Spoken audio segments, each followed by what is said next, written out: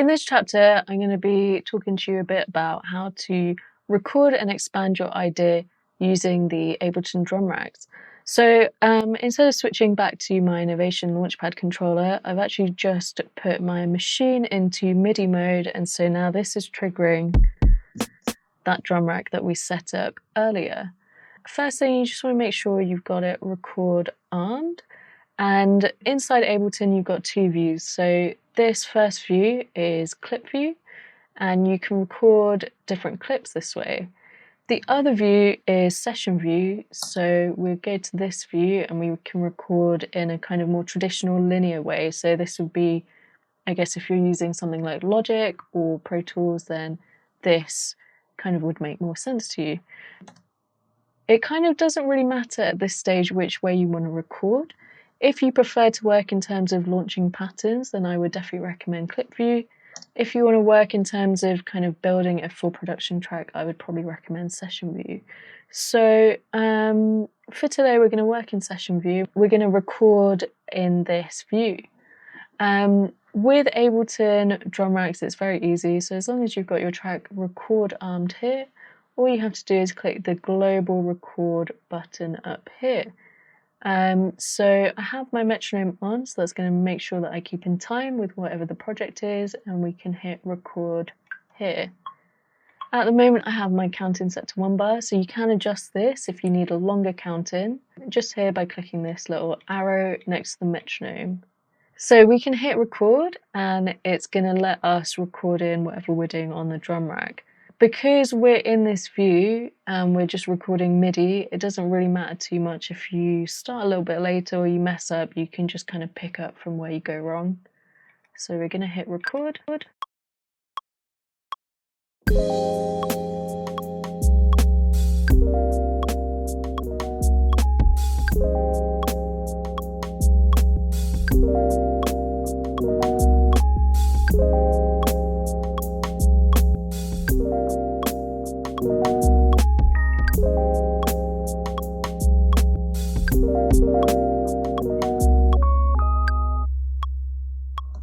And we hit spacebar to stop.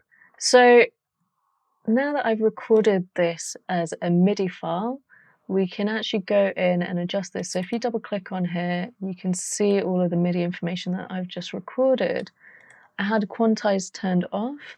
Generally, I always like to leave things unquantized because I feel like it gives a more of a human feel and a better groove to it.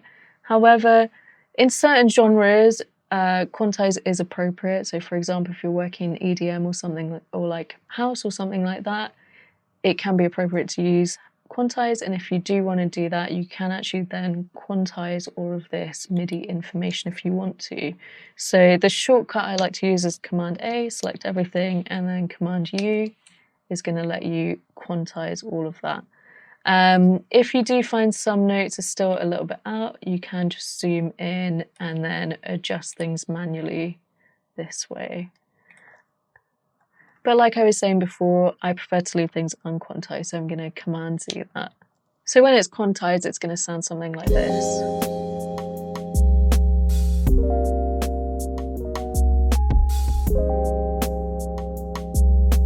And unquantized.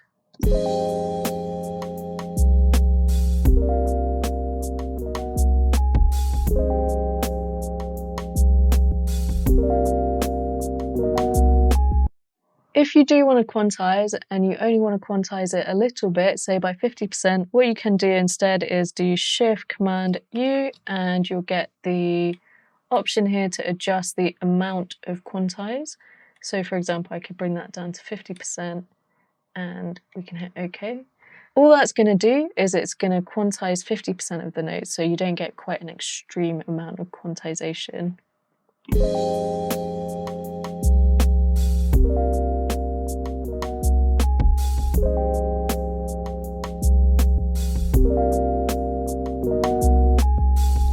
This is a stylistic choice as a producer, so it's really up to you whether you want to use quantize or not. For me personally, I prefer not to, but of course you have to get to a level of finger drumming where you can play comfortably to a metronome without messing it up. So totally up to you. And this is how you can record your MIDI information into Ableton using the drum rack.